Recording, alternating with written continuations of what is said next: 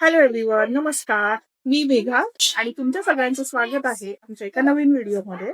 तर आजचा व्हिडिओ खूप स्पेशल आहे, कारण आज आपण थेट नाशिकवरून जगन्नाथपुरी धामला आपल्या नाशिकचे द्राक्ष आणि आमच्या झाडाचं फणस हे सगळं पाठवणार आहोत. तर आम्ही आता चाललो आहे मार्केट यार्डला द्राक्ष घ्यायला. फ्रूट मार्केटला. फ्रूट मार्केटला द्राक्ष घ्यायला.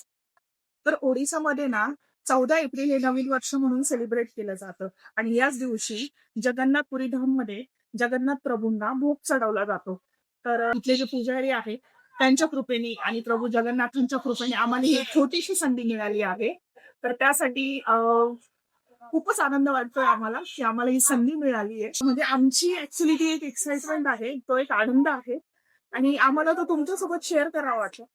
खूप मोठं काही करतोय असं नाहीये, पण आम्हाला जी एक छोटीशी संधी मिळाली ना, त्याचा आनंद आम्हाला तुमच्यासोबत शेअर करायचा होता.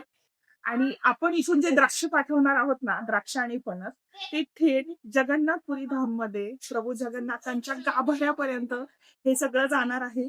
तर तो पण आनंद खूप वेगळाच आहे. खूपच छान वाटतंय आम्हाला त्यासाठी. तर नाशिकवरून जगन्नाथपुरी धाम 1500 किलोमीटर आहे. तर आम्ही द्राक्ष कुठून घेणार आहोत, कसे पोहोचवणार आहोत, सगळ्या गोष्टींची माहिती तुम्हाला आम्ही आज या व्हिडिओमध्ये देणार आहे. तो व्हिडिओ स्किप न करता संपूर्ण बघा. आणि चॅनलवर नवीन असले तर सबस्क्राईब करायला विसरू नका. चला मग आता फ्रूट मार्केटला जाऊ. तर आता आम्ही पोचलो इथे आणि सीझन संपत आल्यामुळे आम्हाला चांगल्या क्वालिटीचे द्राक्ष मिळत नव्हते, पण लकीली या दादांकडे आम्हाला ते मिळाले. हे बघा, एकदम A1 क्वालिटीचे द्राक्ष मिळालेत आणि हे जे दादा आहेत ना, हे शेतकरी आहेत, त्यामुळे थेट त्यांच्या शेतातले आणि एकदम फ्रेश असे द्राक्ष आपल्याला मिळालेत.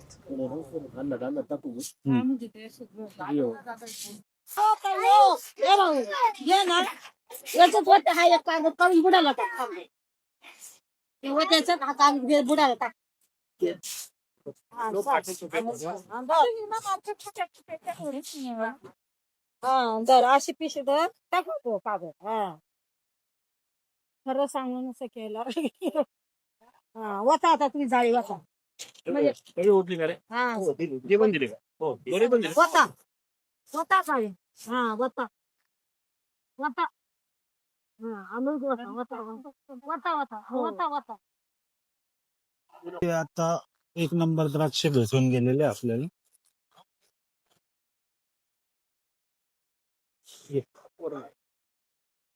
फायनली द्राक्ष भेटलेले आम्हाला. आता आम्ही हे जगन्नाथपुरीला पाठवणार आहे. 30 किलो द्राक्ष घेतलेले टोटल. आता याला पॅकिंगला घेऊन चाललोय आम्ही. चला. हळूच ठेवा.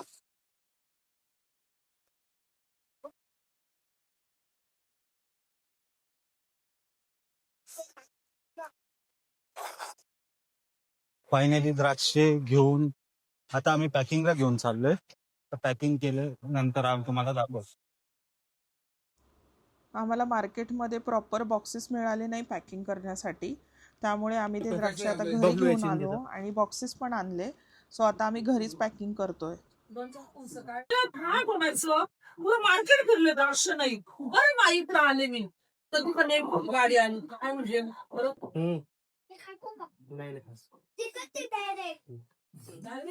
दादू ते तिखट नसतात, गोड असतात ना. काय तुझ्याकडे शेंगदाणा, तिखट शेंगदाणा.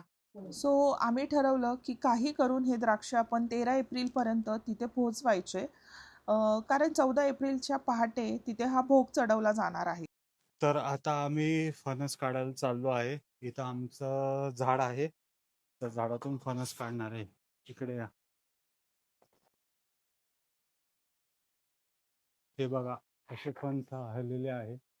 किती मोठे मोठे फणस आहे. झाडाला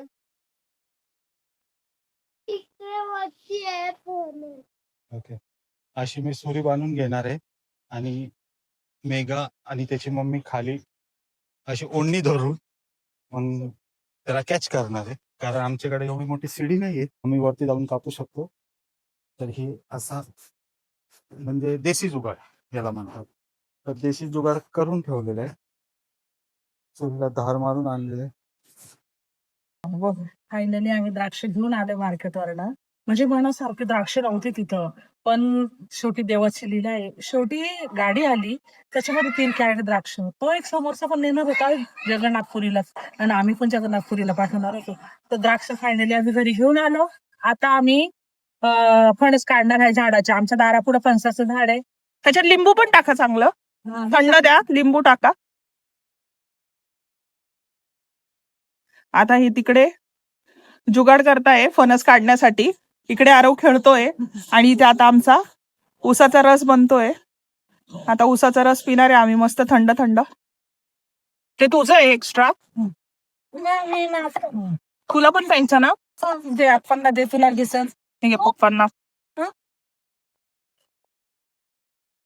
आता जुगाड याला लावणार आहे.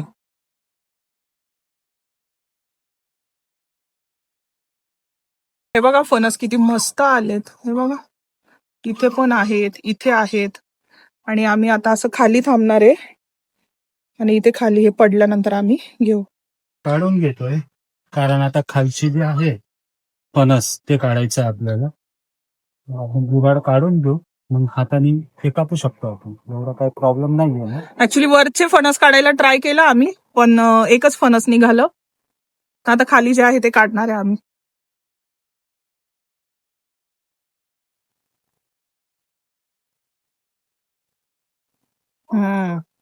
शीक पडतोय त्याचा. ते राहू द्या आता तिथेच ना, आपण पॅक करू. नाही तर त्याला एक उभं ठेवा. इथे आहे ना, त्याच्या सोबतच ठेवा. हा.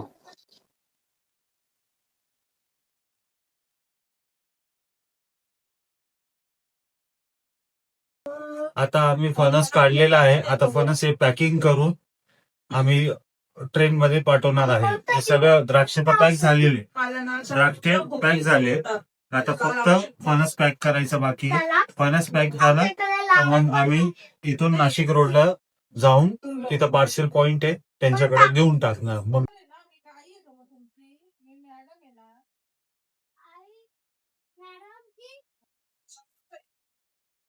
तर आज आहे 11 एप्रिल आणि 13 एप्रिल पर्यंत आम्हाला ते द्राक्ष फणस सगळं पोहोचवायचं आहे जगन्नाथपुरीमध्ये. आणि कारण 14 तारखेला पहाटे त्यांना भोग चढवला जाणार आहे. तर आज रात्री 3:30 वाजेची ट्रेन आहे नाशिक रोड वरून. तर आम्ही नाशिक रोडला जाणार आहोत. तिथे पार्सल ऑफिस आहे. त्या पार्सल ऑफिस मध्ये आम्ही ते देणार आहोत आणि तिथून पुढे ते ट्रेनने जाणार आहे ते. कारण ट्रेननी पण साधारणतः 25 तास लागतात पोहोचायला.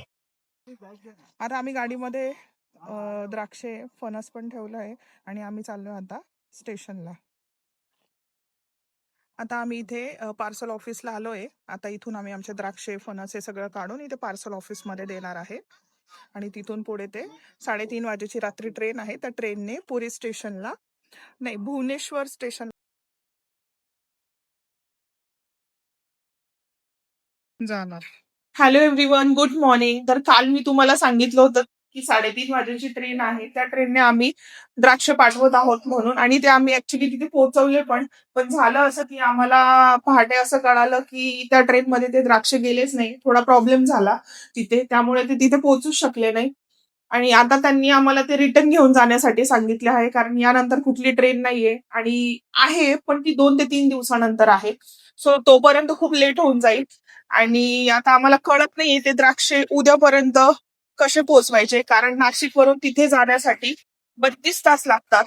आणि आता आम्ही ते द्राक्ष घेऊन येणार आहोत आणि 30 किलो द्राक्ष आहे. आम्हाला आता कळत नाहीये ते पोहोचवायचे कसे तिथपर्यंत. तर आता आम्ही प्रयत्न करू, काही ना काहीतरी मार्ग काढण्याचा प्रयत्न करणार आहोत आम्ही. आणि त्याचप्रमाणे नाशिक वरून जे आहे ते ओडिसासाठी ट्रेन्स फक्त 2च जातात, म्हणजे जगन्नाथपुरीसाठी. तर एक ट्रेन ऑलरेडी मिस झाली आणि दुसऱ्या ट्रेनने जर आम्ही पाठवायचं ठरवलं तर लेट होऊन जाणार, कारण आम्हाला ते द्राक्षे 13 तारखेला रात्रीपर्यंत एनी हाऊ कंडिशन पोहोचवायचे आहेत, कारण 14 तारखेला पहाटे ते मंदिरामध्ये जाणार आहे. सो आता कळत नाही आम्हाला करायचं काय. तर बघू आता काहीतरी मार्ग काढू. हॅलो एव्हरीवन, तर आम्ही खूप ट्रेन सर्च केल्या आणि चेक केलं की भुवनेश्वर पर्यंत आता हे सगळं कसं पोहोचवायचं. तर आता आम्ही सर्च केलं, मनमाड वरून भुवनेश्वर पर्यंत ट्रेन जाते. तर ती ट्रेन आज दुपारी निघणार आणि उद्यापर्यंत म्हणजे उद्या रात्रीपर्यंत ती भुवनेश्वरमध्ये पोहोचणार आहे. तर आम्ही त्या ट्रेनचं नाव आहे साई नगरी म्हणून आणि ती ट्रेन शिर्डीवरून येते आणि ती भुवनेश्वर पर्यंत जाते. तर आता आम्ही ठरवलं की त्या ट्रेनने पाठवायचं. तर आता आम्ही मनमाडकडे निघणार आहोत आणि मनमाडला जाऊन आम्ही तिथे ते पोहोचवणार आहोत. तर आम्ही आता नाशिकवरून निघतोय आणि मनमाड स्टेशनला चाललोय आता ते पार्सल घेऊन. फायनली आता आम्ही मनमाड स्टेशनला आलो. खूप दगदग झाली. आमच्या गाडीचा टायर पण पंक्चर झाला. आम्ही टायर चेंज करून घेतलं कारण तिथं पंक्चरवालाच नव्हता. तर आम्ही टायर चेंज करून मनमाडला पोहोचलोय. आता फक्त 15 मिनिट बाकी आहे ट्रेन यायला. आता आम्ही पार्सल पॉइंटला देऊन टाकलं. तिथं त्यांना देऊन टाकलं. आता उद्या ते भुवनेश्वरला भेटून जाणार. जे पार्सल दिलं ना इथपर्यंत आले जे पण झालं, पण आता तिथं वजन केला त्यांनी 220 रुपये घेतले त्याचे आणि हमालचे 200 रुपये घेतले. असे 420 रुपयामध्ये पुरीमध्ये ते पोहोचून जाणार. ऍक्च्युली पुरी नाही भुवनेश्वरला पोहोचून जाणार कारण पुरी स्टेशनचं काम चालू आहे म्हणून ते पुरी स्टेशनला नाही जाऊ शकत पण भुवनेश्वर पर्यंत पोहोचून जाणार. आता आमचा हे इथं संपत नाहीये कारण तिथं पोहोचल्यानंतर ते आम्हाला फोन करणार का हा पोहोचलं आणि उद्या 14 तारखेला काहीतरी तिथं उद्या नाही परवा. परवा 14 तारखेला तिथं संक्रांत होती असं काहीतरी आहे. तर त्या फंक्शन मध्ये आपले नाशिकचे द्राक्षे ते तिथं अर्पण करणार आहे, देणार आहे तिथं त्यांना. तर असा आमचा प्रवास इथंच संपतो. तर बाय. आणि तुम्हाला आमचा व्हिडिओ आवडला असेल तर लाईक करा, शेअर करा, सबस्क्राईब करायला विसरू नका आणि आम्हाला कमेंट करायला पण विसरू नका का तुम्हाला कुठले कुठले व्हिडिओ आमचे आवडत आहे. आणि सबस्क्राईब खूप गरजेचं आहे आम्हाला, सबस्क्राईब करायला विसरू नका. हे बघा इथे आम्ही पपई बघतोय. वाव दादू पपई खातोय. कशी लागते पपई? खूप छान वाटते. दोन घेऊन जा एक